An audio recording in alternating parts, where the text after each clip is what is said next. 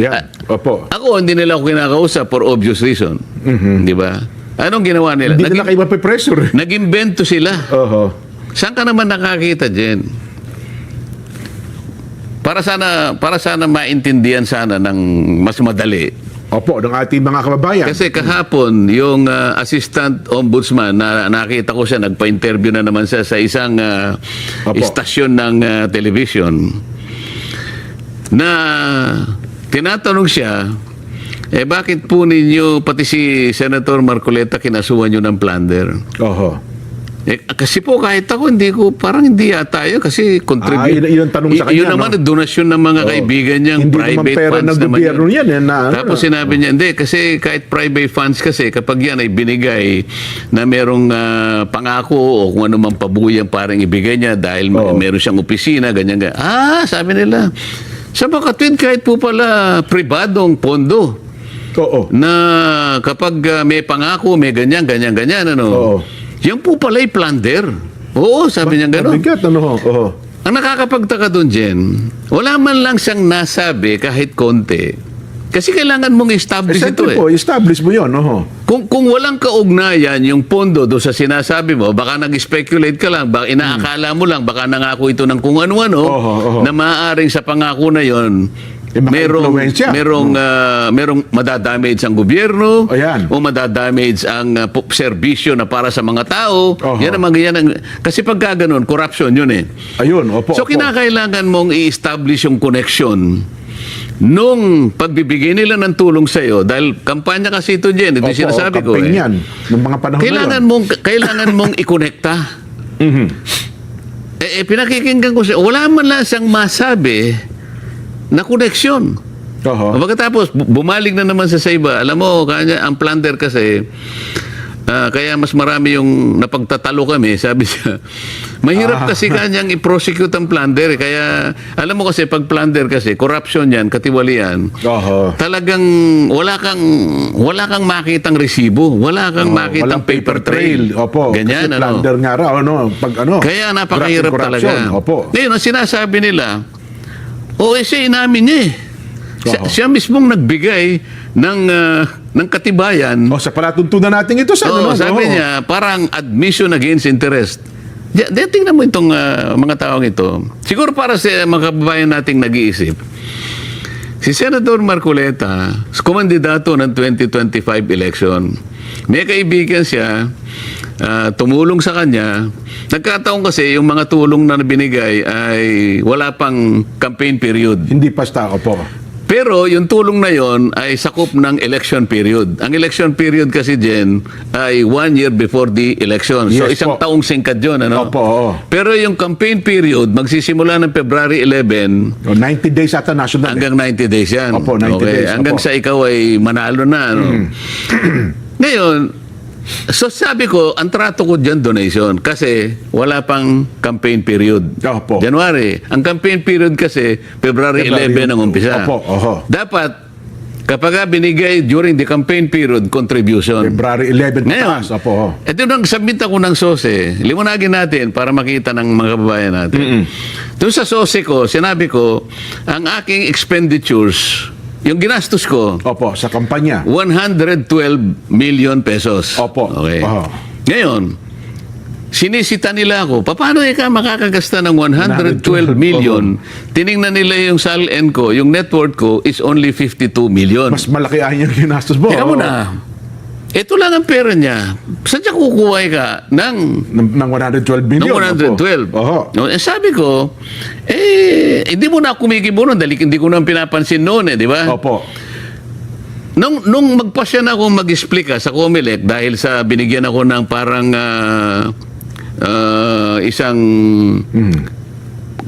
magpaliwanag ka, sabi niya. Ipaliwanag niyo po yung side niyo. Bakit ito? Hinangan ako ng kaukulang pagpapaliwanag. Show cause order ang tawag doon, Jen. Hindi pinaliwanag ko na na-receive ko po itong donation sa tatlong kaibigan na nagkakahalaga ng 75 million. Yes, Siniyasat nilang ganon. Sa batas kasi natin, sabi kong ganon, at yun naman ay pinagpasyahan ng Korte Suprema, kapag labas sa election sa campaign period, Campaign period, opo. pwedeng donation yon. Okay? Opo. At sabi naman ng Supreme Court sa kanyang pagdidesisyon, hindi pa siya kanya kandidato noon. Ayun.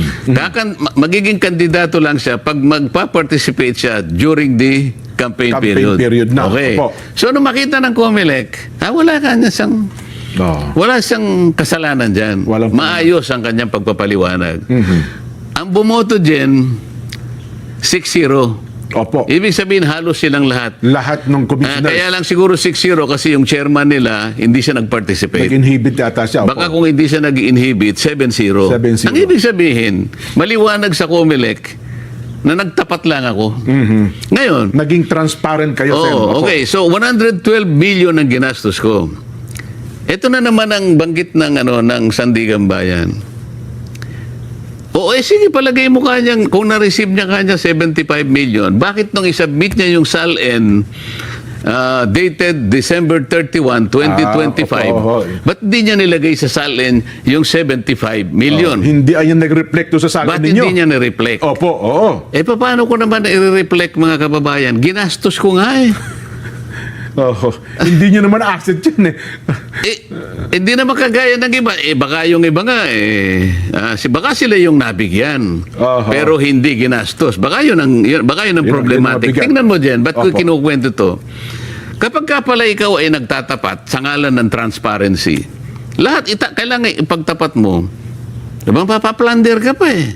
Oho. Yung mga hindi nagtatapat, yung nagtatago ng resibo, kaya hirap na hirap ang Sandigan Bayan, yun ang pinipilit Hindi i-plunder. nagdeklara ng totoo. Oo. So kung hindi ka nagsasabi ng totoo, mapaplander ka. Pag nasasabi ka ng totoo, ipaplander ka. Ay, saan pupunta yung tao dyan? Ilan kayang kandidato magmula nung 19 kopong-kopong Aha. ang humingi ng tulong sa kanilang kaibigan o lalo na sa mga oligarchs na yan ang pinangakuan nila? Opo. Ilan kaya ang kinasuhan ng plunder? Ah. Sa contribution dyan, ngayon Oho. lang ako nakakita sa kasaysayan ng National Prosecution Service na pati yung contribution, Oho. tulong ng mga kaibigan, ikaka-plunder mo pa. Wala pa ho bang mga naunang kasong ganyan din? Wala. Ito lang talaga, first time Wala. ito. Alam mo ba- Mukhang test case pala ito, no? Alam mo pati yung mga estudyante ng batas, Ng mga nagtatawa law na eh. students, ano? Alam nila yung elemento ng pagka sinabi mong plunder, merong elemento yun eh. Yes po. Kailangan mong i-connect doon sa corruption, doon sa damage sa gobyerno. Kunyari may project, may kontratang gobyerno, palagi mong kinukonect doon eh. Oho. Merong may injure na parte ng gobyerno. Oho. Meron kang sa katiwalian na yung kumita ka, Yes. nag-kickback ka, may ill-gotten ka. Pero ng gobyerno Oo. dapat eh. O kaya naman, kahit na hindi doon sa paraan na yon, Oho. pero pinangakuan mo na ganito, hindi, kanya tatanggalin natin si ganito. Tatanggalin mo yun, walang kasalanan yun, nagseserbisyo. Oo. Ibig ko sabihin, palaging merong connection na gano'n ang gagawin mo Yun. dahil meron siyang nakikitang magagawa mo. Oho. Yun ang hindi plunder kung hindi indirect Indirect bribery. bribery po yun. Kasangkot na rin yung PD46 na sinasabi nila kasi Oho. magpinsang buo yung dalawa na yun eh. Opo. Lahat ng kukunin mo na pabor o ibinigay sa'yo, may kapalit yun. May pangako. Dahil sa opisina mo. Ngayon, kailangan ipaliwanag natin, ano ba ako nung ako'y kumakandidato na senador Opo. noong 2025 national elections? Ito ako noon. Magtatapos ang aking term June 30. Opo. Last term nyo nun as congressman eh. Last Opo. term ako. Opo. Gagraduate ako. Matatapos termer. ako June 30, 2025. Yes po. Bago ako kumandidato, Jen, nasa 19th Congress ako, bago pumasok ang January 2025, na kung saan doon nila ako binigyan ng pantulong, Oho. panggastos ko, sino si Rodante Marcoleta? Si Rodante Marcoleta ay congressman Opo. na tinanggalan ng mga Nako. ng lahat ng mga committees. Opo, commission on appointments. Halos lahat sa ng inyo. kasama ko, kinalaban na ako. Opo. Nakita mo, papasok ako sa committee, merong maninigaw sa akin, merong magtutulak sa akin, may kukunin ng hopyang kinakain ko lahat. Hindi na raw kayo kasali doon eh. No? Hindi na, magmo-motion lang ako. Your Honor, I'm sorry, you cannot make any motion because you are no longer a member of this committee. Yes po. Kailan po ninyo ako tinanggal? Oho. basta po kayo natanggal na. Ganon po yung kalagayan ko Yun ang nun. kalagayan ng panahon na yun. Pagkatapos, Opo. yung commission on appointments, Yan, isa pa tinanggal yan. din po ako ron. Mhm. Tinanggal din po ako ron. Katapos-tapusan, pati po yung mga allowance na tinatanggap ng bawat isa sa amin, Inalis din sa inyo. entitled naman po ako dahil congressman pa po ako doon. Ang pagkakaiba lang namin, ako po'y inaway na parang hindi na po ako kasali. Yun. Ganon po ang kalagayan ni Rodante Marcoleta nung siya'y kakandidato ng 2025. Nasa kalagayan ba ako na mag-offer ng magagawa ko sa sino mang tutulong sa akin? Inaway na nga ako. Oho. Ang kalabang ko na ay Speaker ng House of Representatives. Halos buong kongreso ng kalaban ninyo. Hindi lamang yun. Ano pa ang kalagayan ni Rodante Marcoleta? Yan, oho. Tingnan mo yung survey SWS at saka Pulse Asia. Pulse Asia. Lahat na po ng survey, lahat na natin. Number 32 ako. Tama po. Pagkatapos, minsan maawa sa akin yung survey. 31. Oho. Hanggang sa umabot ako sa 23, 22, pabalik-balik ako sa 22, 23. Jen, halimbawa ikaw, alam ko namang hindi ka mahilig sa karera eh. Yes po, yes po. Hindi tayo nangangarera. Oho. Dahil alam mo yung ating kalagayan. Pero sa mga nakakaintindi po ng karera ko, nakakabasa po ako, maski sa comics lang. Mahilig ako sa comics nung ako'y bata. Tsaka kahit sa pelikula siya, napapanood na natin. Tatayaan mo ba yung kabayo na yon? Kung kulela. Kundihado? Wala Oho. Ang ibig ko po sabihin, tataya ka lang sa isang tao, ano man ang gagawin, aktibidad, kung may maasahan ka doon. Siyempre naman po. Oho. Sino po tataya sa akin? Number 33 ako. Oho.